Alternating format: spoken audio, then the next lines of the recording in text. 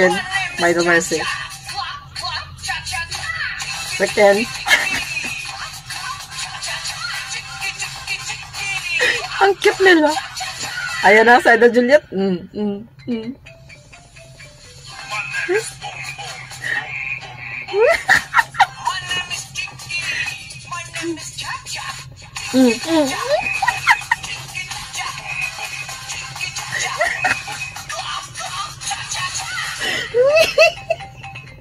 Saan kayo dyan?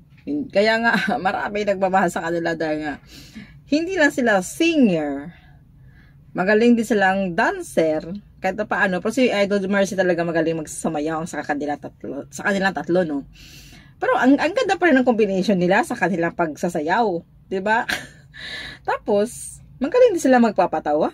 Pero alam naman natin talaga sa pagdating sa pagpapatawa, si Idol Julie talagang the best talaga sa pagpapatawa. Ang ganda ng combination ng ages, anong sunot, yung tatlong magkapatid na to. Kaya, bigyan na miss you talaga, no, Idol Mercy. Kasi, alam naman natin na ibang-iba talaga yung boses mo. Nakakabagbag ng, nakakaano ng damdamin, basta hindi ko mano sa Tagalog. Pero tawang-tawa talaga ako nung nakita ko yung sayaw na to. Ay, nako. Yun na lang, guys.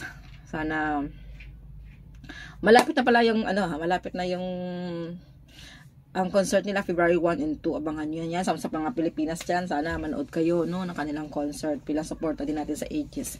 Ako, naghahanap nga ako kung paano ako makabili ng t-shirt. Siguro, pagtapos na lang ng New Year, yung hindi na busy ang lahat, sana mag-try ako mag-inquire sa kanila kung saan ako pwede makabili ng t-shirt ba, guys. Baka may alam kayo. Kasi gusto ko talaga makabili ng Aegis na t-shirt.